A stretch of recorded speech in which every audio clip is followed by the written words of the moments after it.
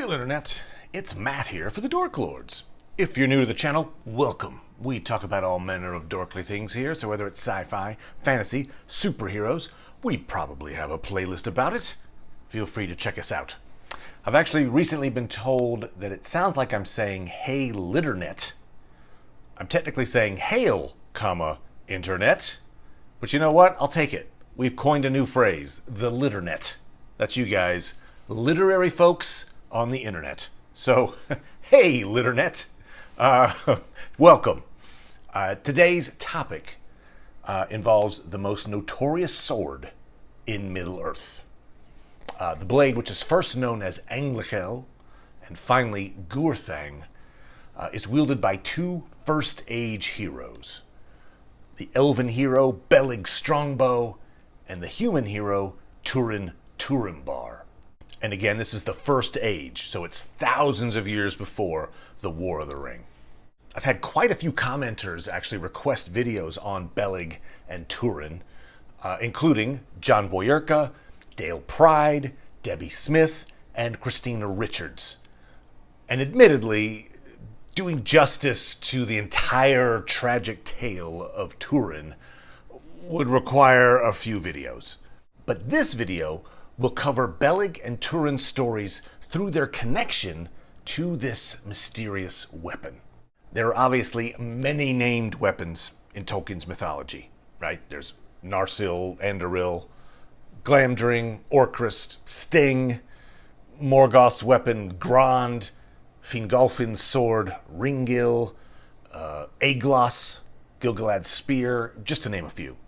But none of those weapons has the potential upside of Gurthang. And as you'll see, it also has a pretty major downside as well. All of today's quotes can be found in the book, The Children of Hurin. Now, to set up the first quote, let me give you a little bit of backstory on Turin. Turin's father, the hero, Hurin, was captured and tortured by Morgoth. Morgoth then cursed Hurin and his entire family, which of course would include the unfortunate Turin. As a boy, Turin is sent to Doriath to live in the court of the elven king Thingol, and Thingol treats him like a son. Now, Hurin, Turin's father, is still captured at this point. One of Thingol's most trusted elves is Belig Cuthalion, Strongbow, chief of the March Wardens. Tolkien describes Belig as the greatest woodsman of his age. And I think Belig is arguably the greatest elven archer in Tolkien's mythology. He carries a great black bow named Belthronding, and Belig and Turin become good friends. Flash forward to Turin as a young man. He gets into an argument with an arrogant elf in King Thingol's court named Saros. And here we're about to see a hint of Turin's anger issues, which are going to come into play later. During a feast, Saros insults Turin, saying that the men of Hithlum are no better than animals. Turin takes offense, hits Saros with a cup. Later, Saros ambushes Turin in the forest, which is a bad idea because Turin, as it turns out, is pretty good at hand-to-hand combat. So he beats up Saros pretty bad, then strips him naked and tells him to run back to court like an animal. You see what he's doing there. On the way, naked Saros, in his fright, falls down a ravine and dies. Turin is now afraid of what punishment might await him. Is he considered a murderer? He doesn't know. So he flees Doriath and joins up with a group of outlaws. Now, his old friend Belig asks permission from Thingol to go find Turin and bring him back. And as it turns out, Thingol wasn't going to punish him anyway. And I know that's a long setup, but I think it's necessary to make this quote meaningful. So here we go.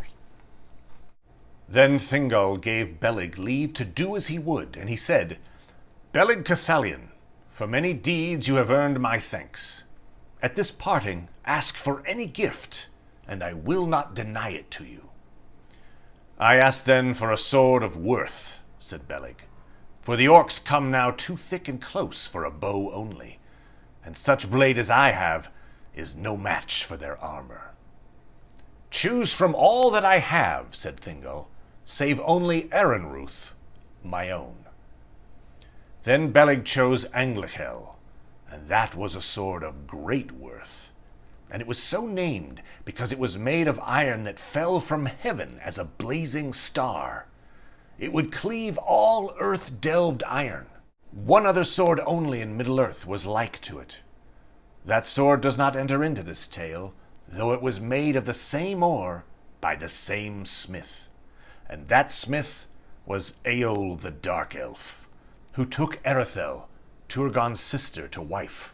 He gave Anglichel to Thingol as fee, which he begrudged, for leave to dwell in Non-Elmoth. But its mate, Angwarel, he kept, until it was stolen from him by Melian, his son. But as Thingol turned the hilt of Anglichel towards Beleg, Melian looked at the blade, and she said, "There is malice in this sword. The dark heart of the smith still dwells in it. It will not love the hand it serves, neither will it abide with you long. Nonetheless, I will wield it while I may," said Beleg. So that quote gives us a bunch of information. And first off, yes, Anglichel was forged by Eol the Dark Elf.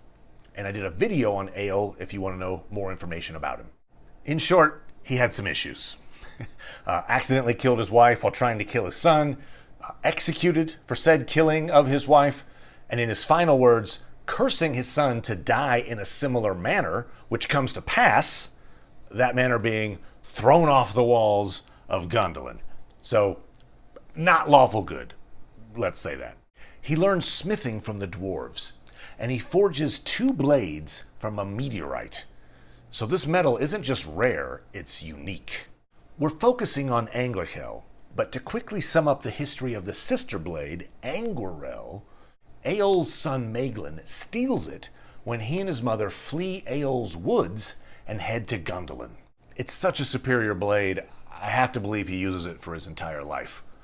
Right up until he betrays the secret location of Gondolin to Morgoth, aids in the assault, and is thrown from the walls by the hero Tuor, who is a cousin of Turin. Hence, I think Angwarel ended up at the base of the walls of Gondolin. Though Glamdring and Orcrist were rescued from that time, so perhaps Angwarel is sitting in a different troll horde somewhere in the Third Age. Otherwise, it's lost to history. Eol gives the sword Anglichel to Thingol as payment for allowing him to live unmolested in the forest of Non-Elmoth, which resides in Thingol's lands. Decades after Eol has been executed in Gondolin, Beleg selects Anglichel from Thingol's vault in order to go find Turin. Note that Thingol is willing to part with any blade except Erenruth, his own sword. That sword is eventually given to Elros, Elrond's twin brother and the first king of Numenor. It's then passed down as an heirloom to Numenorian rulers and is eventually lost in the downfall of Numenor. Anglichel means flaming iron. Ang means iron. For instance, Angmar means iron home. Melian's pronouncement about Anglichel is very telling. Now, Melian is a Maya spirit, very powerful being, and she lays out the facts. There is malice in this sword. The dark heart of the smith still dwells in it. It will not love the hand it serves, neither will it abide with you long. So it should come as no surprise that Beleg is a dead man walking at this point. I mean, as if Turin and his friends need any more curses to come into their lives. If the Morgoth curse doesn't get you, then this one will. All right, a lot of misadventures follow. Beleg joins Turin and his outlaws. They get betrayed. Turin is captured by orcs. Beleg goes in search of him, and along the way he finds a character who will show up in this next quote, Gwindor. Gwindor is an elf who's been captured by Morgoth and recently escaped. And Gwindor had seen where these orcs had gone, so he leads Beleg to the orc camp. When all in the camp were sleeping, Beleg took up his bow and in the darkness shot 4 of the wolf sentinels on the south side, one by one, and silently. Then, in great peril, they entered in, and they found Turin fettered hand and foot and tied to a tree. He was senseless, in a drugged stupor, or swooned in a sleep of utter weariness. Then Beleg and Gwindor cut the bonds from the tree and bore Turin out of the camp. But he was too heavy to carry far, and they could go no further than to a thicket of thorn trees high on the slopes above the camp. There they laid him down, and now the storm drew nearer, and lightning flashed on Thangorodrim. Beleg drew his sword, Anglichel, and with it he cut the fetters that bound Turin. But fate was that day more strong, for the blade of Aeol the Dark Elf slipped in his hand and pricked Turin's foot. Then Turin was roused into a sudden wakefulness of rage and fear, and seeing a form bending over him in the gloom with a naked blade in hand, he leapt up with a great cry, believing that orcs were come again to torment him. And grappling with him in the darkness, he seized Anglichel and slew Beleg Cathalion, thinking him a foe. But as he stood, finding himself free and ready to sell his life dearly against imagined foes, there came a great flash of lightning above them, and in its light he looked down on Beleg's face. Then Turin stood stone still and silent, staring on that dreadful death, knowing what he had done. And though Gwindor cried out to Turin, warning him of their utmost peril, he made no answer, but sat unmoving and unweeping beside the body of Beleg Cathalion, lying in the dark forest, slain by his hand, even as he cut the bonds of thraldom from him. When morning came, the storm was passed away eastward over Lothlin, and the sun of autumn rose hot and bright. Then Gwindor roused Turin to aid him in the burial of Beleg, and he rose as one that walked in sleep. And together they laid Beleg in a shallow grave, and placed beside him Belthronding, his great bow that was made of black yew wood. But the dread sword Anglichel Gwindor took, saying that it were better that it should take vengeance on the servants of Morgoth than lie useless in the earth. Thus ended Beleg Strongbow, truest of friends, greatest in skill of all that harbored in the woods of Beleriand in the elder days, at the hand of him whom he most loved. And that grief was graven on the face of Turin and never faded. Rest in peace, Beleg Strongbow. You can really feel Turin's grief in that passage. He just sits there in enemy territory, staring at his dead friend. Note how Melian's observation about the blade's malice comes to pass. But fate was that day more strong, for the blade of Aeol the Dark Elf slipped in his hand and pricked Turin's foot. Not an accident. And so the curse claims a victim. Turin then proceeds to eulogize and bury his friend. There he made a song for Beleg, and he named it Lair cu Beleg, the Song of the Great Bow, singing it aloud, heedless of peril. And Gwindor gave the sword Anglichel into his hands, and Turin knew that it was heavy and strong and had great power. But its blade was black and dull, and its edges blunt. Then Gwindor said, "This is a strange blade, and unlike any that I have seen in Middle-earth. It mourns for Beleg, even as you do. But be comforted, for I return to Nargothrond, of the house of Finarfin, where I was born and dwelt before my grief.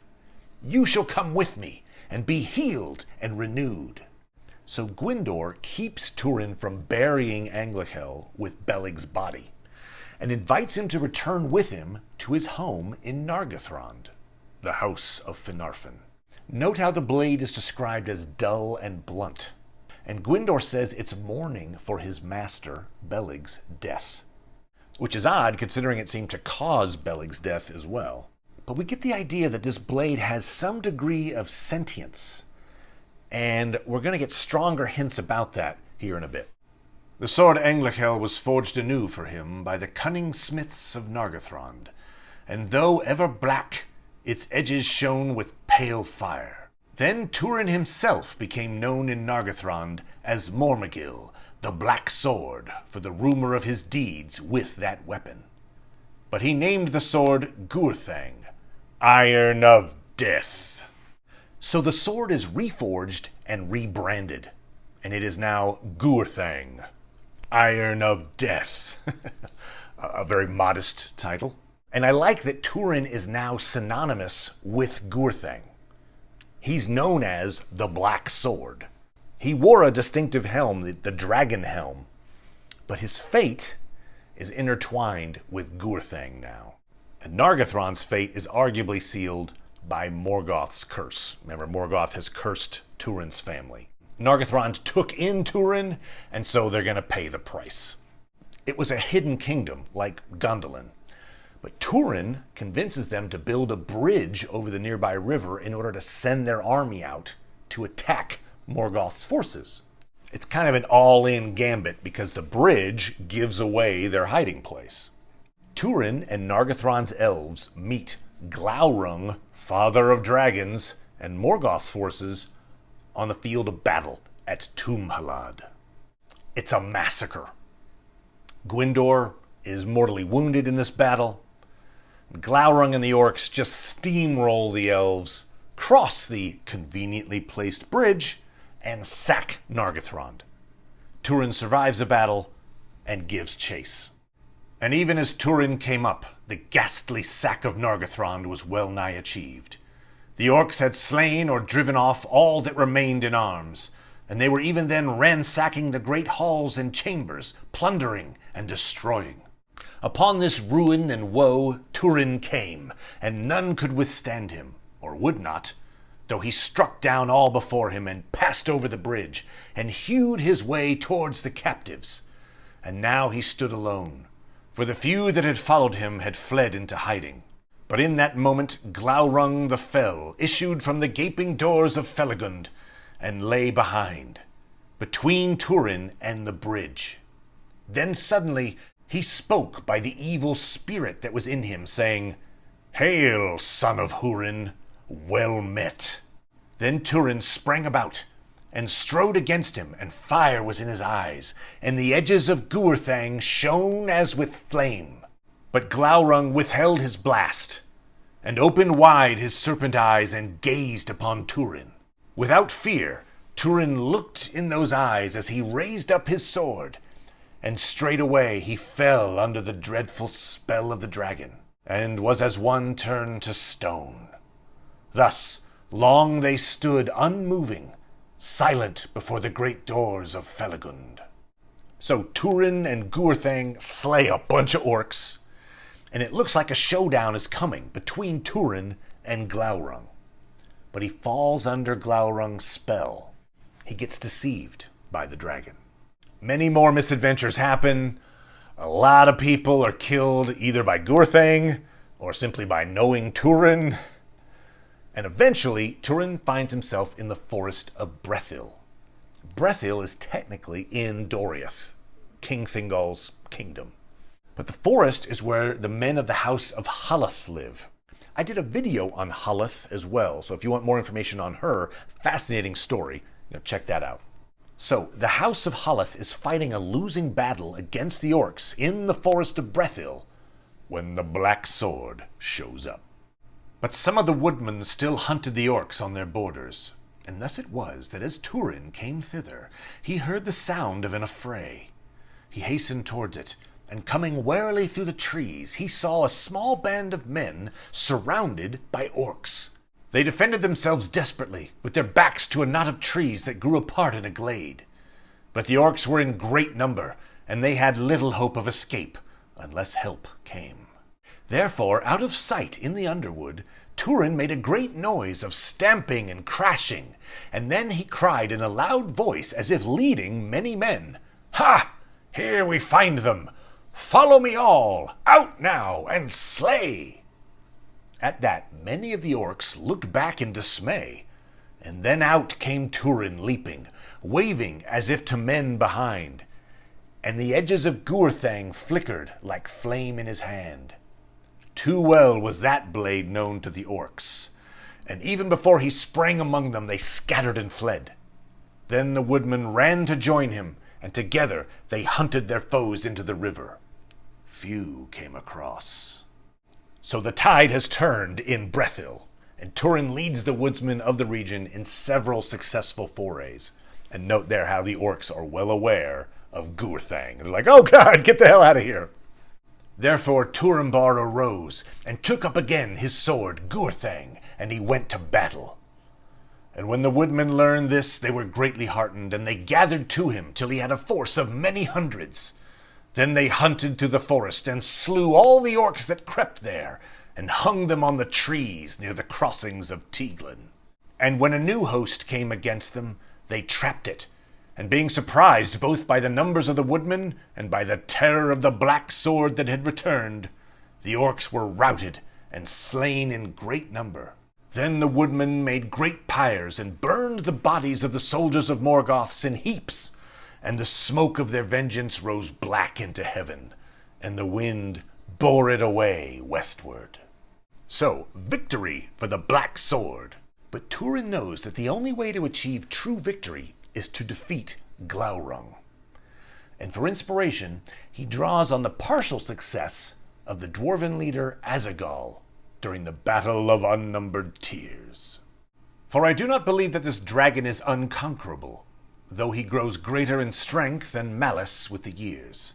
I know somewhat of him. His power is rather in the evil spirit that dwells within him than in the might of his body, great though that be. For hear now this tale that I was told by some that fought in the year of the Nirnaeth, when I and most that hear me were children. In that field the dwarves withstood him, and Azagal of Belagost pricked him so deep that he fled back to Angband. But here is a thorn sharper and longer than the knife of Azagal. And Turambar swept Gurthang from its sheath, and stabbed with it above his head, and it seemed to those that looked on that a flame leapt from Turambar's hand many feet into the air. Then they gave a great cry, "The black thorn of Brethil! The black thorn of Brethil," said Turambar. "Well may he fear it. For know this, it is the doom of this dragon, and all his brood, it is said, that how great soever be his armor of horn, harder than iron, below he must go with the belly of a snake. Therefore, men of Brethil, I go now to seek the belly of Glaurung, by what means I may." So Azagal exposed Glaurung's weakness, his soft, snake-like underbelly, much like Smaug's weakness. Turin does gloss over the fact that Glaurung killed Azagal in that battle, but his point is that Azagal didn't have Gurthang, and Gurthang can kill Glaurung. The plan is to stab Glaurung's underbelly when he's crossing a gorge known as the Kabad en Aras, the leap of the deer. And sure enough, the chance comes to slay Glaurung. Then he summoned to him all his will and all his hatred of the dragon and his master. And it seemed to him that suddenly he found a strength of heart and of body that he had not known before, and he climbed the cliff from stone to stone and root to root, until he seized at last a slender tree that grew a little beneath the lip of the chasm. And though its top was blasted, it still held fast by its roots. And even as he steadied himself in a fork of its boughs, the midmost parts of the dragon came above him, and swayed down with their weight almost upon his head, ere Glaurung could heave them up.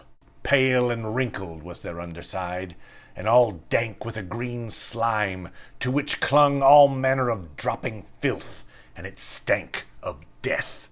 Then Turambar drew the black sword of Belig, and stabbed upwards with all the might of his arm and of his hate, and the deadly blade, long and greedy, went into the belly, even to its hilts.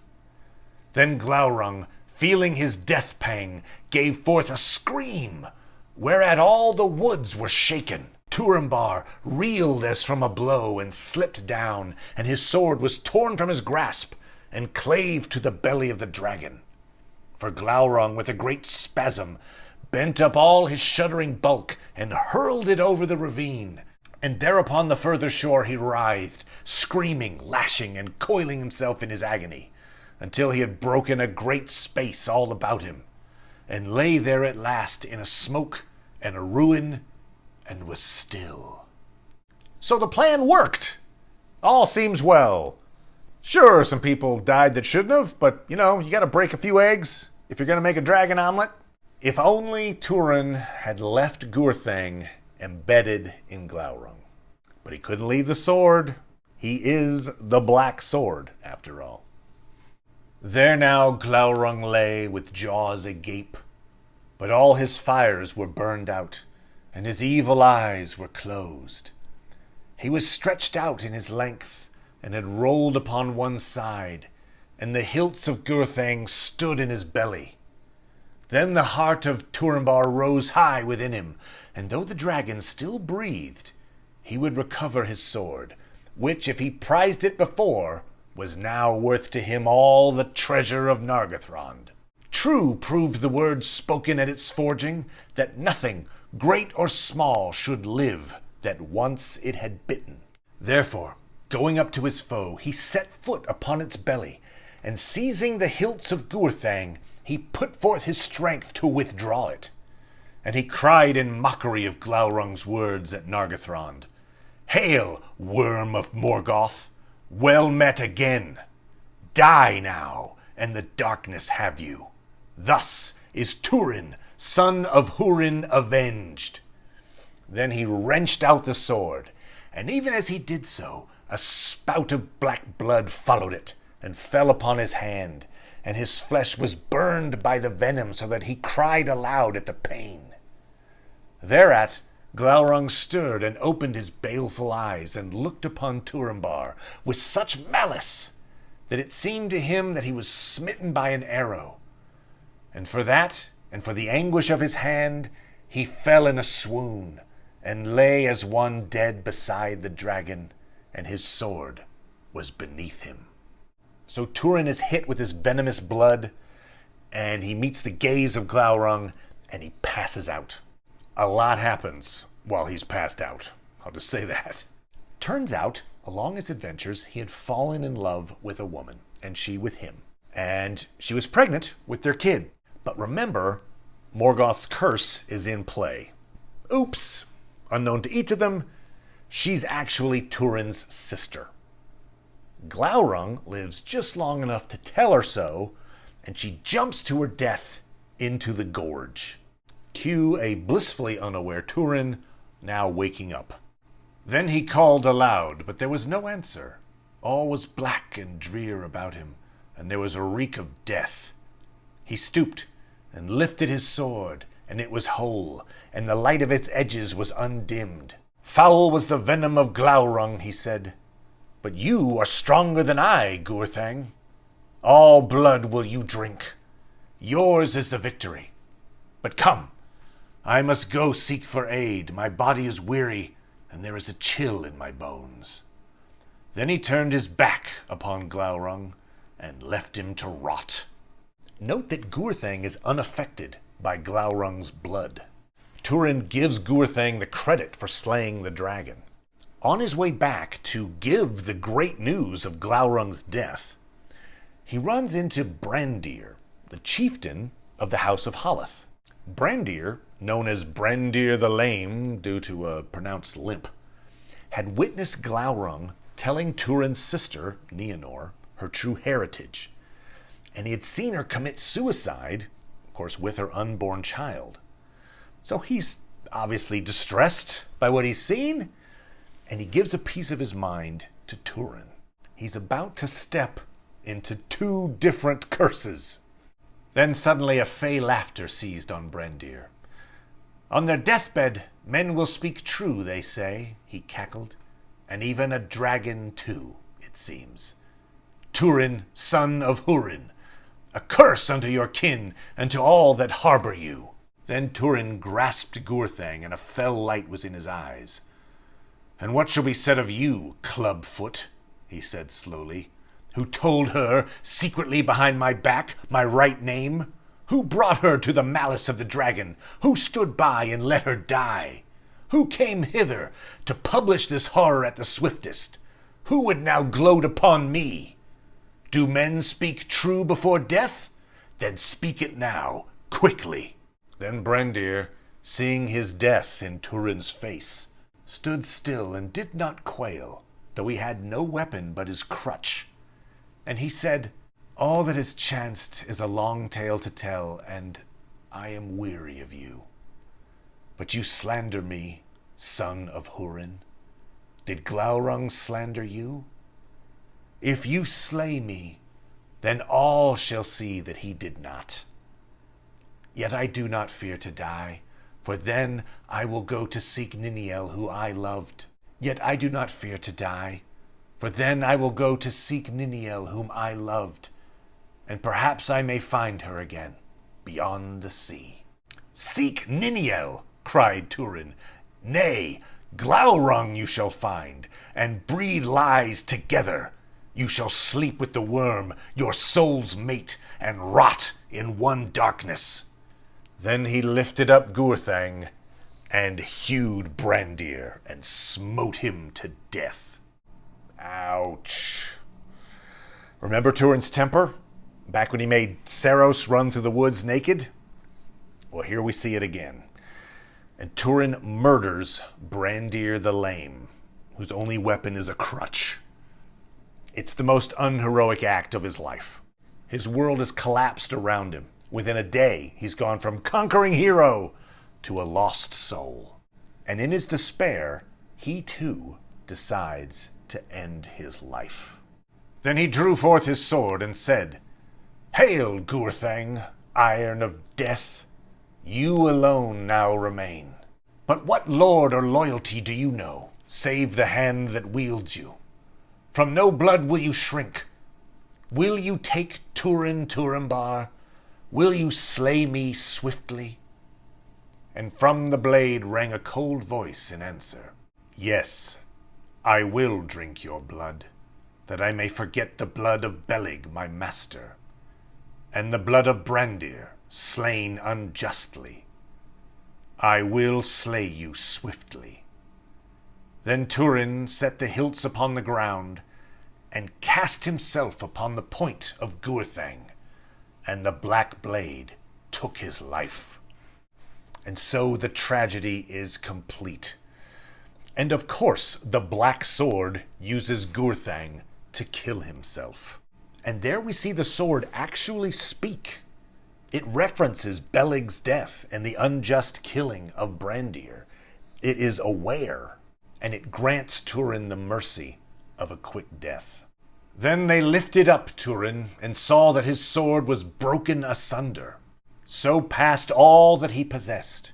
With toil of many hands they gathered wood and piled it high and made a great burning and destroyed the body of the dragon, until he was but black ash and his bones beaten to dust, and the place of that burning was ever bare and barren thereafter. But Turin they laid in a high mound where he had fallen, and the shards of Gurthang were set beside him. And when all was done, a great grey stone was brought and set upon the mound. Thus ends the tale of Turin and Gurthang. The shards of the sword were buried with the fallen hero. A couple of side notes. In some of Tolkien's original writings, he imagined a huge final battle called Dagor Dagorath, much like Ragnarok in Norse mythology. That is no longer canon. But at one time, Tolkien had the idea that Turin would return and kill Morgoth with Gurthang. That's how much importance he placed on this sword. It's the sword.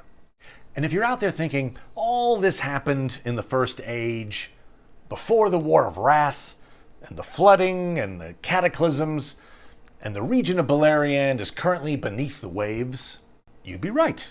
But one of the few areas that survived is Turin's burial site. Flash forward to the Third Age, it's now an island called Tol Morwen, named for Turin's mother. Now, what I'm about to suggest would never be done by one of the good guys because it involves desecrating a corpse. But if you were an amoral power gamer type during the War of the Ring and had some knowledge of ancient history, you could take a boat and a shovel to Tol Morwen, dig up the shards of Gurthang, reforge them, and have the most powerful sword in Middle-earth. Now, it'll kill you and your friends eventually, but in the short term, you've got a threshing machine. The one individual I could see doing something like that would be Saruman. He's got the requisite lack of morality. He certainly knows about the lore. And he had a vault of artifacts in Orthanc. And there was very good evidence that he actually desecrated the corpse of Isildur in searching for the ring. He took some items off of Isildur, but obviously did not find the ring at the time. So who knows? Perhaps he sent some minions off to try to get back the shards of the Iron of Death. But there you have it. The tragic tale of the sentient sword, Gurthang. Before I go, I just wanted to share with you guys some photos of my birthday present.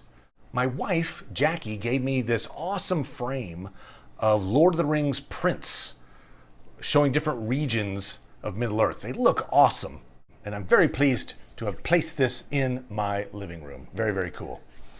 So, anyway, thank you so much, everybody. If you've got a topic you'd like me to chat about, please put it in the comments. I'd be happy to do a video about a topic of your choosing. Thanks so much, everybody. Talk to you next time.